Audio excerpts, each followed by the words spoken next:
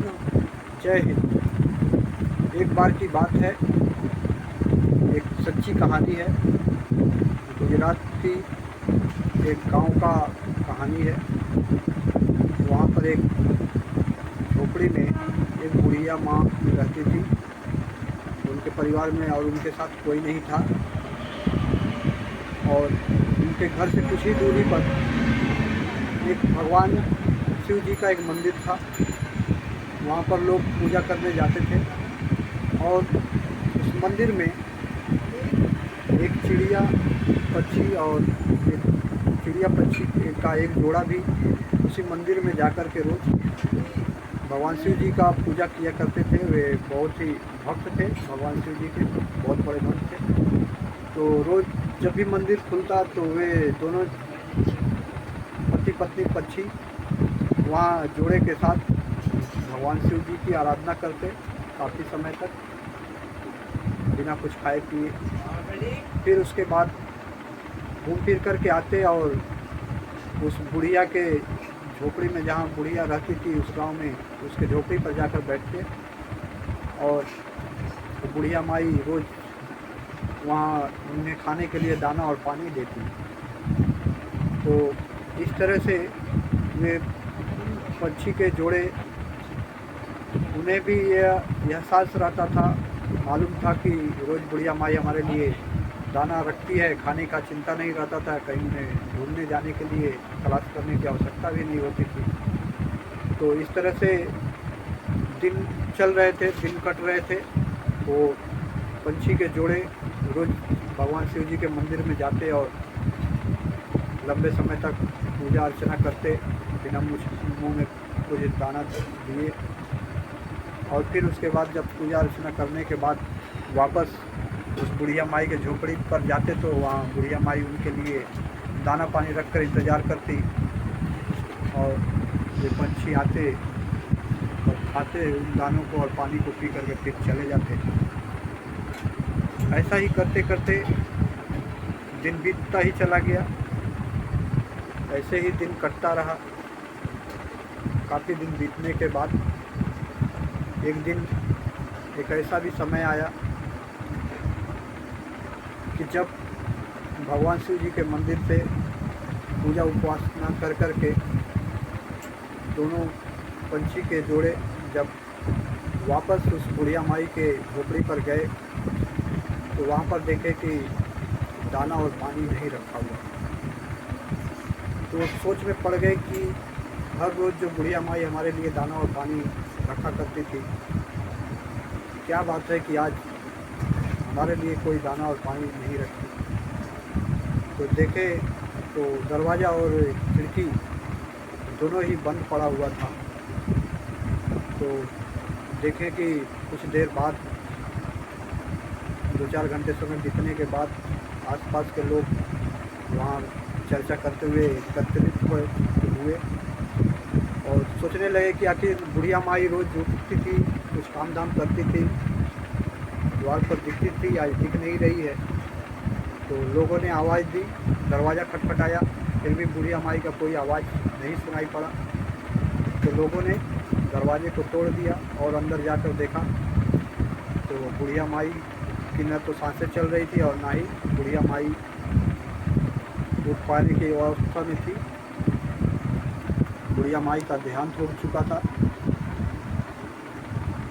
उसके बाद गांव के लोग, आसपास के लोग बुढ़िया माई के लिए इस तैयारी में लग गए कि बुढ़िया माई का देहांत हो गया है, उनका क्रियाकर्म करना होगा। और ये 2 पंछी बेचारे उस दिन बिना कुछ खाए भूखे ही जाके भगवान शिव जी के मंदिर के पास बैठ कर के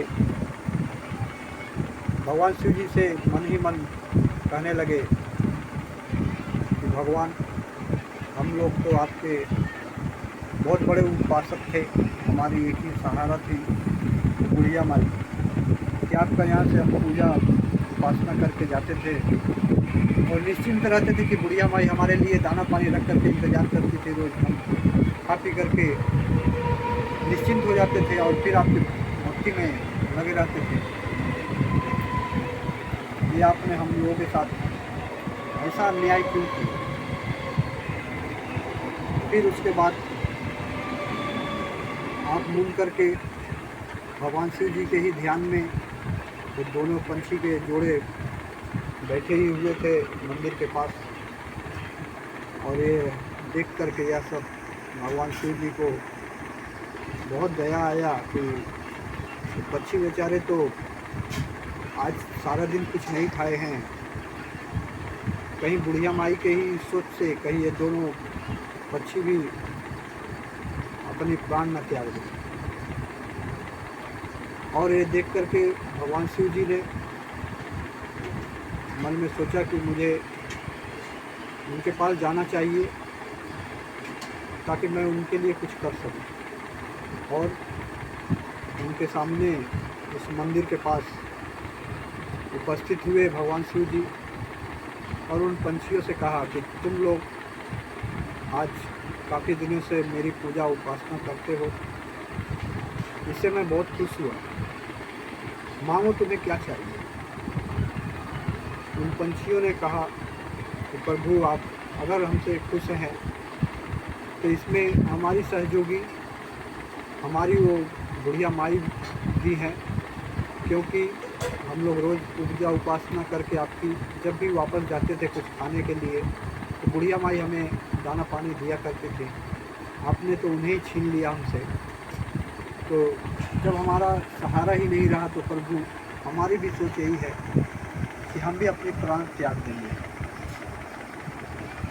अगर आप हमसे खुश हैं, हमारी भक्ति से खुश हैं, तो अन्यथा आप उस बुढ़िया माई की प्राण को वापस करें ताकि हम आपकी भक्ति और उपासना भी कर सकें और बुढ़िया माई जिस तरह से हमारा ध्यान रखती थी वो भी रखती रहेंगी।